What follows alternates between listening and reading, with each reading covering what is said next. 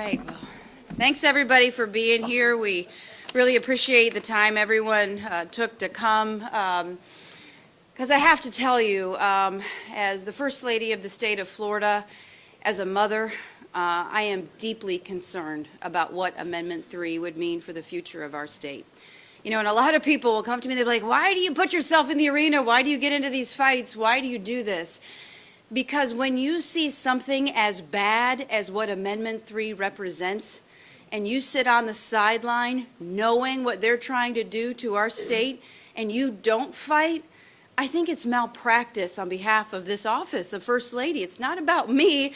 It's about what do you do with the office and the opportunity that you have presented for you to go and fight on behalf of the people of this state and the direction of this state as we go off into the future. So as you look at Amendment 3, there are really there are a lot of reasons, but there are three big reasons why I am adamantly opposed to its passage and why it would be detrimental if it gets passed. One of those reasons is precedent.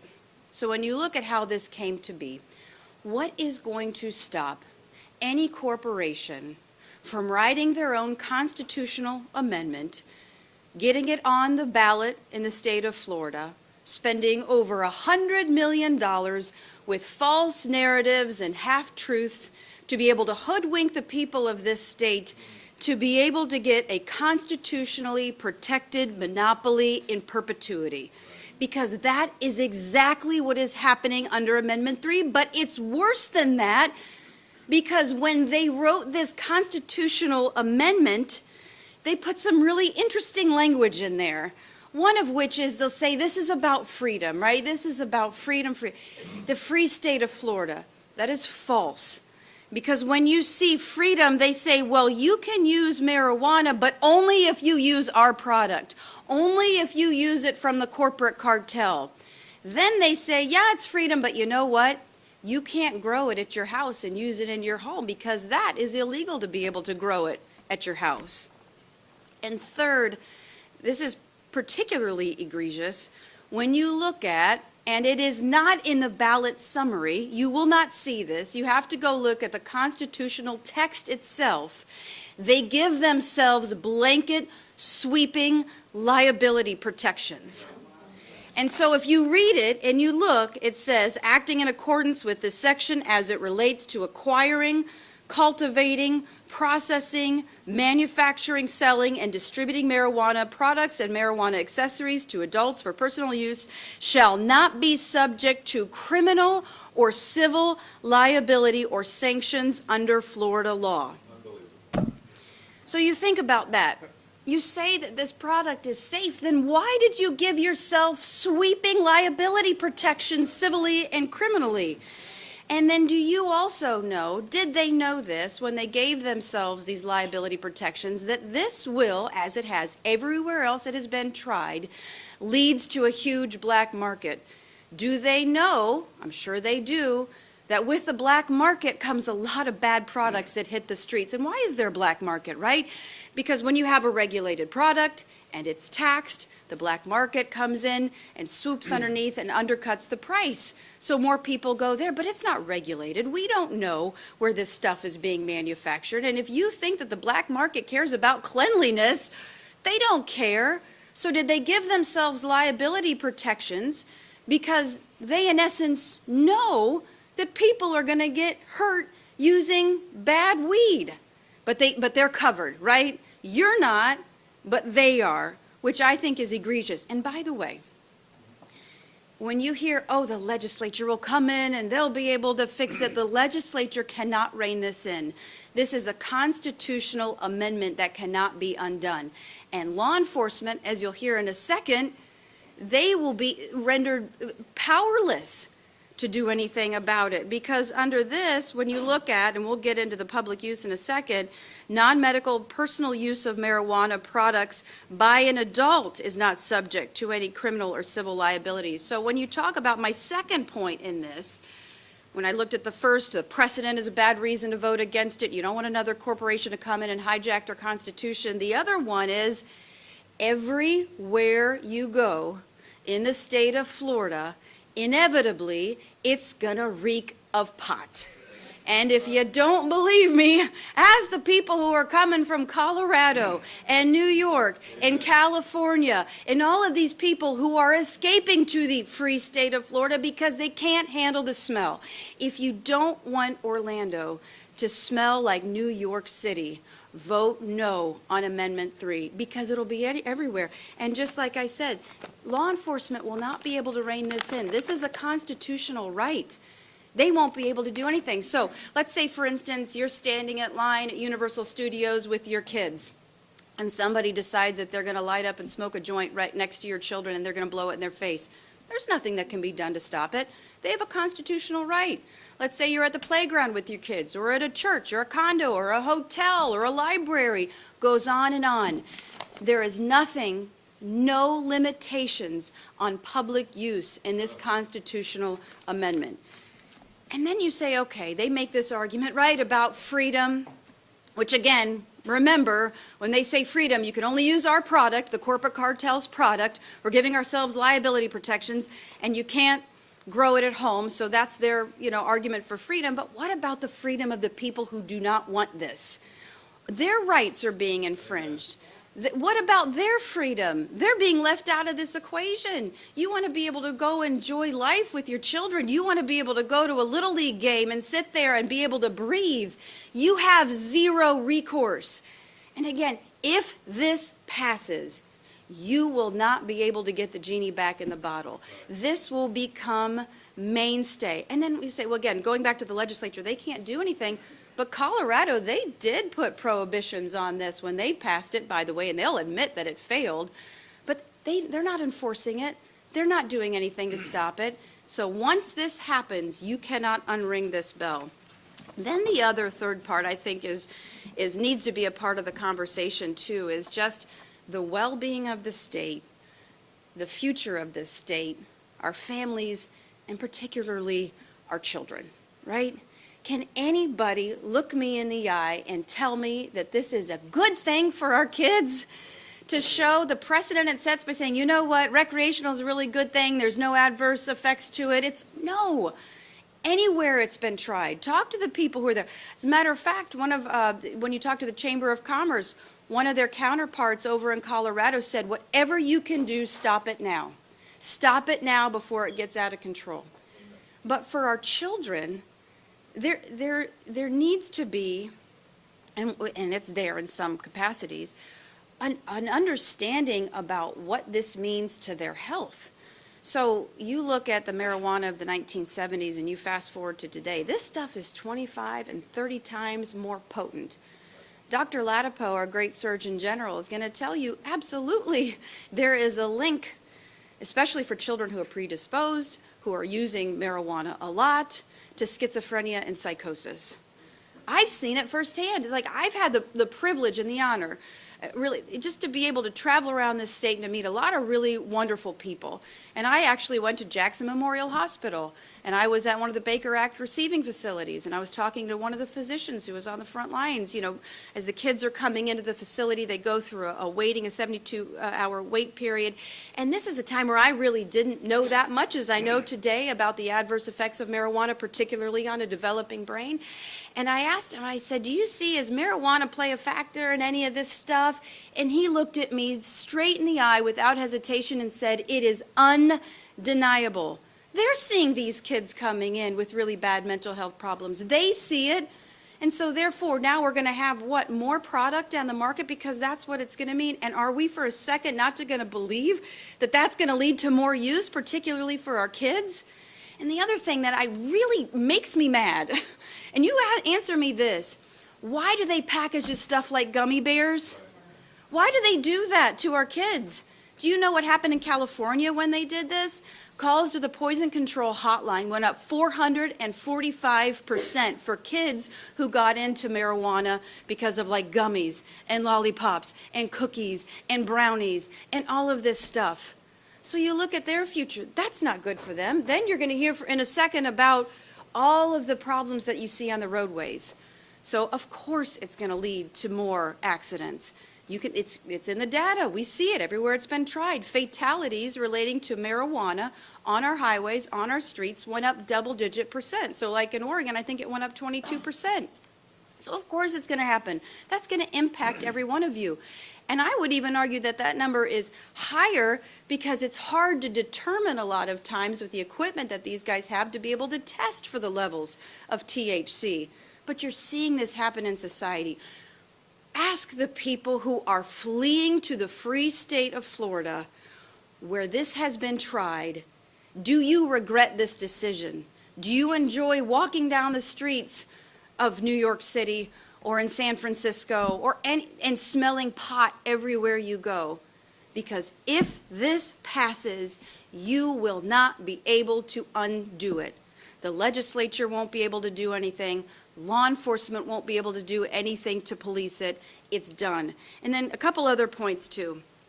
One about the funding. They're going to say, oh, all of this money that we're going to get, the revenue, it's going to go to education and law enforcement. Show me where it says that in the constitutional amendment. They will throw out these platitudes, these niceties with zero evidence, anything to back it up, because they want to say, oh, it's for the kids. Is it really for the kids? Ask that to the mom in California whose child passed away because they got into marijuana, or that they were in the hospital because they got into gummies that were tainted with high levels of THC. Is it really for the kids? And I would also say, okay, what about revenue to the state? Because right now people are fleeing to the free state of Florida because they're fleeing the smell of marijuana. So are more people now, if it's everywhere, on our beaches and the restaurants, going to want to come here? They want to escape. This is a refuge of sanity in Florida. This is a refuge of freedom. They want to come here because they want to get away from some of the policies that are in these other states. So what does that mean to tourism? We have a record amount of tourism coming particularly to Orlando. Universal Studios having marijuana everywhere, and the smell of it's not going to help. So we need to make sure that Florida, can continue to invite people in a healthy and clean environment to the state. And then I would say, in talking with, folks in law enforcement and various capacities, what happens too when you have people battling addiction? And the evidence in the data will show you that yes, kids are getting addicted to high levels of THC. Don't believe what they're telling you about they don't get addicted. Yes, that happens. So what about the cost that is incurred by the state to be able to go through treatment programs? I don't want the free state of Florida to turn out and look like California. Don't California my Florida, right? We're doing pretty good here. And then the other argument is like nobody, they'll say, should go to prison. They shouldn't go to jail because they're possessing or using marijuana. So the governor looked that up, and he looked. No one in the state of Florida, in the Florida prison system, is currently incarcerated for possession or use. It's just not true. So that's another false narrative that they throw out there. Some people are saying, well, and I did a radio interview the other day, and they're like, well, didn't the legislature mess up because they should have done something with this earlier? Okay, well, first, notice how this company didn't go through the legislature to do this, right? They could have. They could have lobbied the House. They could have lobbied the Senate. They could have gone through committee hearings. They could have come to a consensus on legislation, sent it to the governor, and got it signed. They decided not to do that. They decided to usurp the entire process, put $140, I hear, million into these narratives to be able to get this constitutionally protected monopoly in perpetuity. So they did all of that. But what about, like, and I said to this radio host, because he's like, well, shouldn't they have done something? I said, well, that's not the right vehicle if you believe that they should have done something. But I will also say we currently have a regulated medical marijuana market in Florida where you don't have rampant public use. People who want it or need it can get it. We probably have issued over 900,000 medical marijuana cards. I don't hear a lot of people complaining about not being able to get a card. You see stores all over the state of Florida. So there is an avenue for people who want to do that, to purchase those products and do it in the privacy of their own home without on their beaches or anything, like that, in malls or wherever, in hotels. Just go into this, as the governor says, and I am so appreciative of his fight to stand up for what is right, for what is true. Don't be deceived by what they're trying to do. Don't let them hijack this corporate cartel, our constitutional system, by feeding you a lot of false narratives, half-truths, and flat lies because they want money. They want money on the backs of your family, of your children, and they are not interested in the overall well-being of this state. And so, God bless Governor Ron DeSantis for standing up and fighting back with all of this.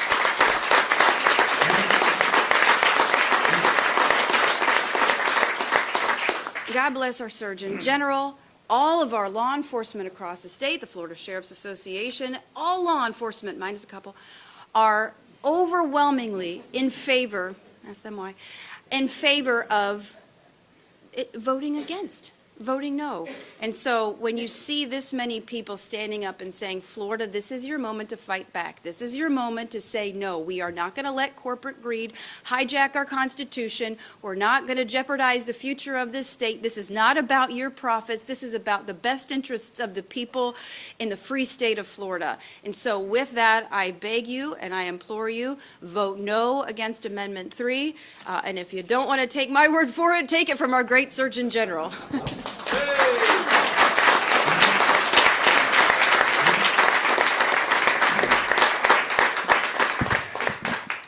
Hello, everyone. Good morning. Good morning. This is a beautiful place, by the way. This like I was asking questions. I was like, is this a subdivision? What is it? We were coming in. I had kind of a late night and early morning, although that seems to be what every day looks like. But so I had to cut my workout short a little bit. And as we were going by, I saw some legs moving on a treadmill, and I was thinking, darn, I wish I could get in that gym and get a little bit more in. But you know, there was just a few things to do this morning before you know, I wanted to make breakfast for the boys this morning, so I had to kind of cut some things a little short. So this is very important what we're talking about, and it's been great to and really energizing to see the enthusiasm and the passion of the First Lady and her husband, the governor. And you know, they have a track record of genuine passion and enthusiasm on your behalf. Right? During the pandemic, we saw Governor DeSantis work very hard and push against tremendous force all around the country on your behalf. Right? He wasn't doing it for himself. He did it because he cared about you, he cared about your freedom, he cared about your rights, and that was more important to him than like avoiding controversy or not taking the arrows that people were sending to him. And he's doing it again. And the First Lady's doing it again. And that's where the passion comes from. That's where the energy comes from.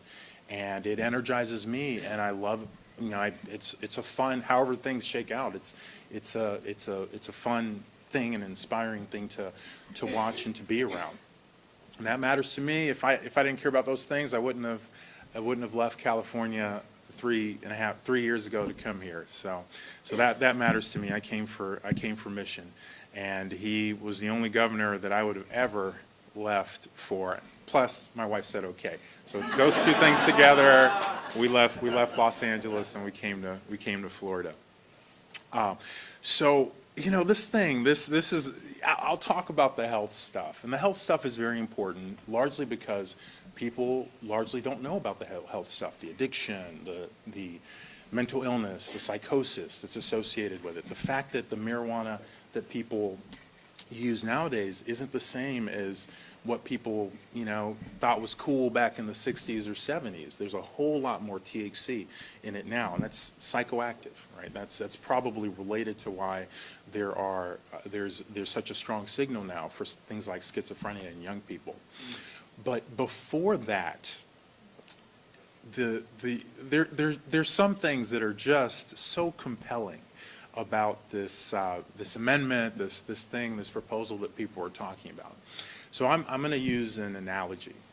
So imagine that that you're getting married, all right, And, and I'm going to say, imagine you are the wife. And this goes even for the men in the family, for the men in the audience, that you're the wife. Because I think that it doesn't work the other way around, because I think it's appropriate for a woman to be the queen of a family. So imagine if you're getting married, you're getting married, and your husband to be, gives you this document, and the document says that, okay, you're going to be married just only to me, okay, and while we're married, I don't have to ever take the trash out. I don't have to ever clean up. If the babies wake up at night, I don't have to change any diapers. If we run out of something in the house, I don't need to go pick it up. If I screw up, it doesn't matter. Whatever I do, you can never get mad at me. You can never tell me to do something different. I can never be in trouble. You can never, nothing. You can't do anything, no matter what I do. And here's the document, to sign it, and you sign it. That is a bad relationship, right? That's a bad relationship. That's not a relationship that you should be in. And that is the relationship that people are being asked to vote on, to vote into. That's actually what it is. Anyone who looks at the language of this amendment, I mean, I think one of the people up here exclaimed had a reaction, which is exactly appropriate. If you look at the language of this amendment, it's preposterous, it's absurd, it's disgusting, it's revolting. The language, I mean, it's like the words, right? It's not my interpretation or anything like that. It's the words in it. The words in it say that the companies are completely free of any type of sanction, punishment, whatever. If they don't take the trash out, they don't do the dishes, they leave stuff on the floor, they don't do the laundry, they are completely free, scot-free of any type of consequence for their actions. That's the language. Those are the words, not my interpretation. Those are the words. I think people, frankly, I had to read it. I heard the governor mention something like that, and I just thought, that can't possibly be true. That's outrageous. How could that? And I looked it up, and I read it, and that's exactly the language. And it's just like, I mean, it takes some real chutzpah to be able to write something in like that, and to hand it to people and say, here, vote for me.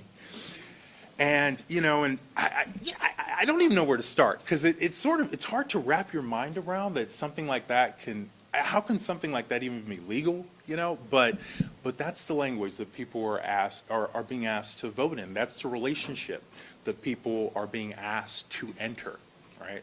And the wife-to-be should not agree to those terms. Those are terrible terms. Those are not fair and equitable terms, right? Which is the foundation for good relationships, for appropriate, sustainable relationships. So that's just, that's like, I don't know, you don't even need to know more than that, right? That's just not something you should participate in, right? But beyond that, so the thing I love to do, I love being a doctor, I love doing research also. And as a doctor, health is something that, I like talking about and thinking about, and health stuff. So a few things are really important to know. So marijuana, even though historically people haven't thought of it as a drug that can cause addiction, it totally causes addiction, and quite a lot of it. And it probably, my sense is that it probably reflects how THC, the psychoactive cannabinoid, is just so much more now than it was decades ago in marijuana, partly, of course, because companies that make this stuff have been sort of doing their horticulture stuff to select for strains that have more THC. But it is totally addictive. I mean, if you talk to any emergency department doctor, he or she has seen patients come in who are, for example, come in with something called cannabinoid or cannabis hyperemesis syndrome. People are miserable, they're vomiting, they have abdominal pain. The only risk factor that's been identified is using using marijuana. And unfortunately, the worst part, the only treatment is to stop. You know, you give them antiemetics, you give them fluids, you give them pain medication. But it's really just time that helps their symptoms go away. And they still can't quit. I mean, it's, you know, people are miserable, but that's what addiction is, right? People, you know, they ruin their lives. And I say this without judgment. It's a terrible, you know, it's a terrible thing. And people don't want to be addicted. But nonetheless, even if you don't, you know, even if you don't want to be addicted, I mean, the addiction wants you, and you don't have I mean, you have almost no choice, right? That's the power of addiction. It leaves so little room for light and for breath, and unfortunately, yeah, these people will keep using, and it's just that's what addiction is, and so that's just addiction is absolutely a real thing, and it's. You know, it is strange that at the precipice of this epidemic that we've had of drug addiction, you know, fentanyl deaths, opioid deaths, that, by the way, was partially engendered by my colleagues. Like, we were the ones writing the prescriptions. You know, we were the ones writing extras of the prescriptions. We were the ones who, you know, I don't know why, but believed the drug makers when they said that OxyContin wasn't addictive. So we perpetuated that. And so addiction is, you know, it is a part of what we're going to see more of, and it's weird to be, you know, supporting policies that just make that more likely. Like, why are we doing that when so many people are already struggling with addiction and it affects so many families? So as I say that, I think back now to some of the commentary I've seen and heard about people who want to support this like, it's not a marijuana legalization. Like, that is actually not what it is. It is a bad relationship. I actually think I don't love drugs, but I think it's fine for people to, you know, you want to grow marijuana in your yard, you want to have parties, hang out with your friends, God bless you. I want you to do it with open eyes and know that, you know, it's not something that you get to do for free, because it kills brain cells, it has other health effects, but, you know, most people are on the same page about that. But this is not a marijuana legalization. This is a very bad relationship that you should avoid getting into. But, you know, some of the comments I'll see is, oh, you know, government's trying to tell me what to do. Government shouldn't tell me what to do. Yeah, I agree with you. And, you know, government shouldn't in general tell you what to do. But again, that's not what this is about. This is about us not wanting you to enter into a terrible, terrible, one-sided relationship and, you know, and not know it. And unfortunately, the design of this thing is such that almost very few people know the details of the actual amendment. Something else the First Lady mentioned. Now there are multiple studies from different countries that show very clearly that marijuana increases the risk of schizophrenia in young people. It's, you know, Google's New York Times marijuana schizophrenia, and you'll hear about it from them too.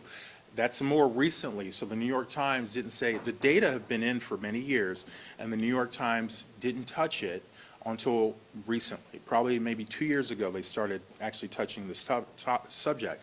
I frankly believe that probably some of the kids of some of the authors developed mental illness, and they figured it was related to marijuana, and they probably felt like they couldn't keep pretending that there wasn't a relationship. But it's a total real thing. It's worse in boys than girls. The increase in risk is maybe 200, 300, 400%, and the evidence is very strong for this. So we talked about addiction. We talked about schizophrenia. Studies from states that have sort of done these policies that increase use also show increases in fatal car accidents. I mean, it's inevitable, right? People are gonna smoke. Sometimes they're gonna get behind the wheel, and sometimes, unfortunately, something tragic is gonna happen. The First Lady also mentioned gummies. I mean, give me a break. I was watching this TV interview, and the leader of one of these companies, I think she's a CEO. I don't know her. I have nothing personally against her. But she was showing a gummy and saying that, oh, you know, this gummy's fine. It doesn't look like a beer. The kids aren't going to be attracted to it. And I was thinking, you know, this is crazy. Does this woman not have children? I'm attracted to it. You know, it's this gummy. It's got this white crystal stuff on it. I mean, I want one, you know? It's like, are you kidding me? So unfortunately, you know how kids are. Like, they get into everything, right? And it's like, you think, how did they do that, right? That's happened to me a gazillion times with my boys. And that's going to happen, unfortunately, right? The kids are going to get into it. So for so many reasons, it's for health reasons. I love you. I don't want you. I want you to be all that you can be. I want you to be as healthy as possible.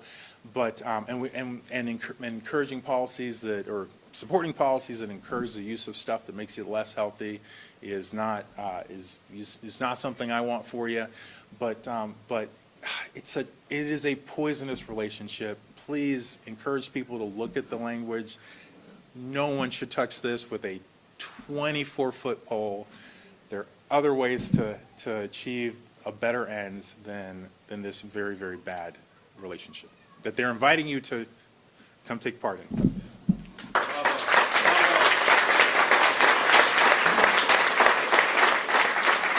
Good morning, everybody. I'm Sheriff Wayne Ivey out of Brevard County, and I am honored to be here. I'm honored to be standing up here not only with our First Lady, but also with our Surgeon General, who helped steer us through so much of COVID and kept Florida as the free state. So our First Lady said she's up here because we have a due diligence to go after this and to work hard against it. What she also is standing up here for is because, like you, she's a parent, and she knows how bad this is going to impact our state. I would like to say to our Surgeon General, before I jump into what I'm going to say, that I signed a contract, much like you're talking about when I got married. So It can go the other way. yeah, it did. So yeah, I could have used that speech about 20 years ago. So, yeah. So thanks for not sending that memo out earlier.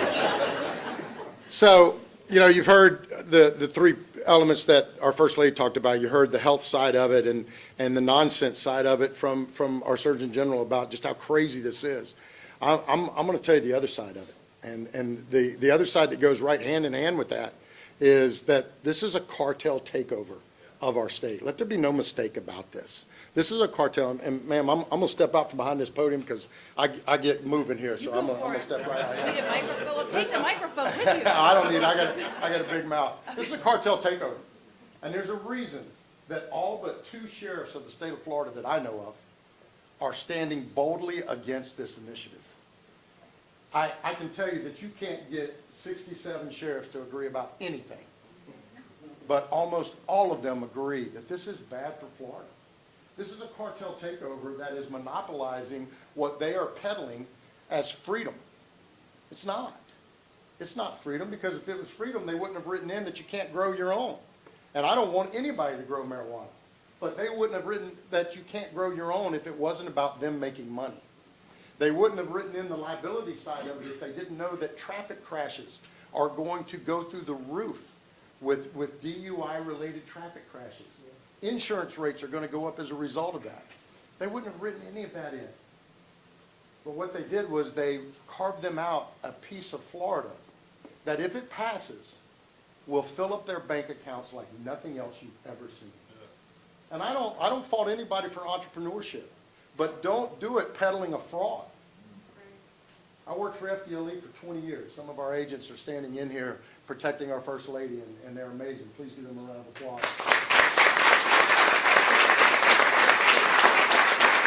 I worked for FDLE for 20 years, and at one point I ran the task force on fraud in the state of Florida.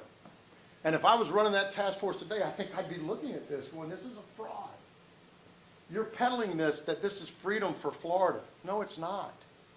This is a way for you to increase your bottom line of your bank account. When you invest $100 million, like these companies have, in ads to get Amendment 3 passed, you know your return on that investment is going to be through the roof. And you've locked it in where nobody else can make anything from it. But that's the sick side of the fraud.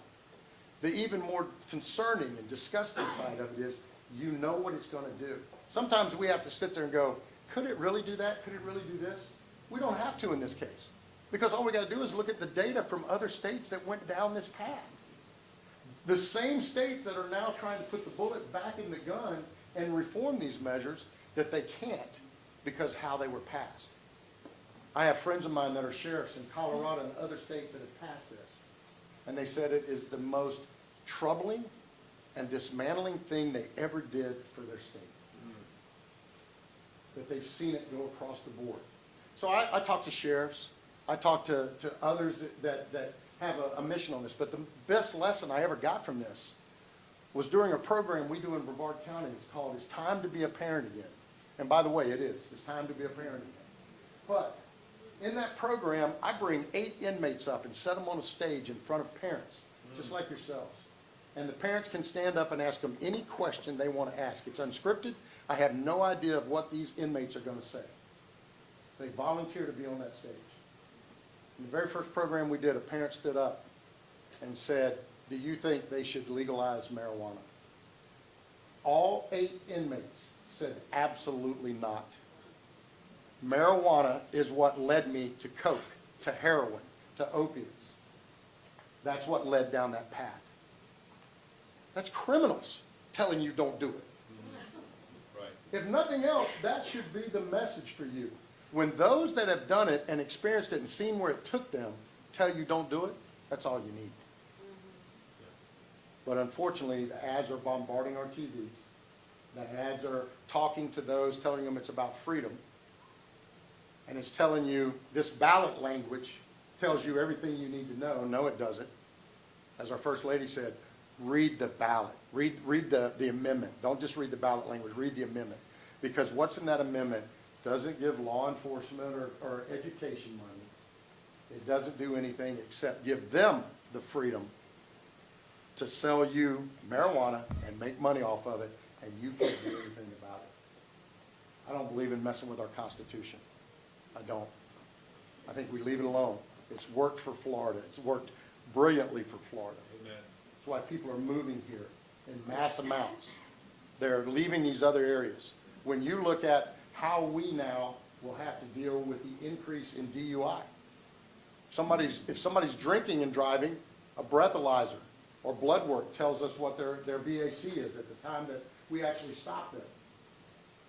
If somebody's high on marijuana and driving, we have to now get blood work taken at the hospital, and all that blood work's going to tell us is that they had marijuana in their system, and then their attorney's going to argue whether they smoked marijuana 2 days before, because marijuana will stay in your system for up to 30 days, if not longer.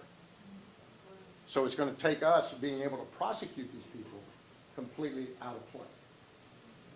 When you look at things sometimes, you go, I don't like that, but I like all this. This amendment, there's not one single thing in there to like. Not one. So the message here is very simple. We don't want to be Colorado.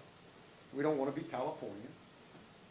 We don't want to be anything except the state of Florida, which everybody else wants to be. That's why people are moving here. When medical marijuana was on the ballot, I was against it. Not because I didn't think that things like Charlotte's Web and others like that weren't great for those that need it, but I saw it as the tip of the spear for where we're at today. And the same companies that pushed that through are now trying to push this through. So folks, it's real simple. We do not need to mess up Florida. We do not need to have you're standing in line at the movie theater or you're in the restaurant and somebody's smoking marijuana right beside you or blowing it in your face and you can't do anything about it, and you call me and I can't do anything about it. That's not how we approach things in the state of Florida. So my ask to you today is to listen to what's being said by true experts that have studied this and looked at it.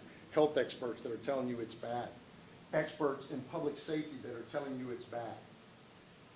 And then go do what you know is right and what is good, and that is vote against this. So, again, a round of applause for our First Lady,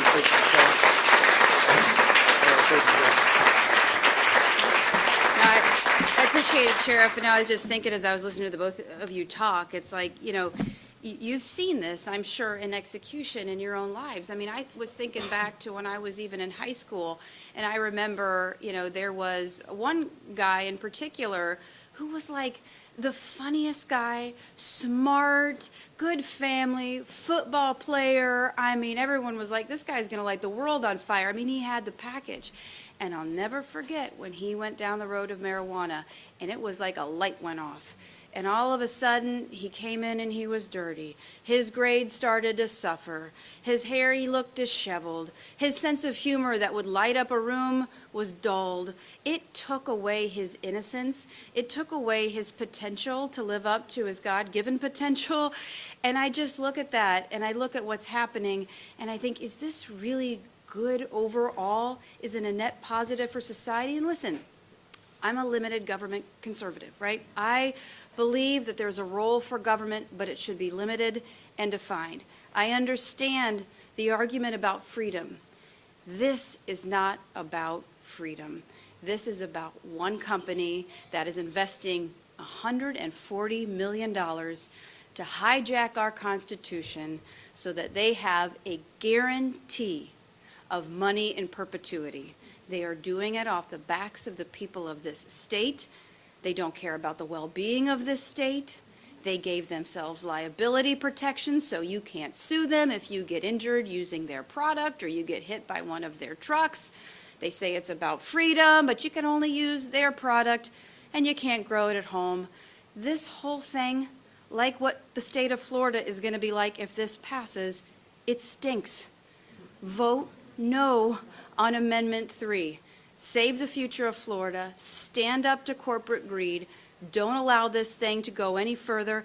And don't allow the precedent of any corporation, of a corporate cartel that thinks if this passes, then all I got to do is invest a lot of money to write my own amendment, to get it onto our ballot, to be able to hoodwink the people of this state, to be able to get money in perpetuity. Why even bother go through the legislature if I can just use the Constitution? Don't let them do it. Stand up, say no.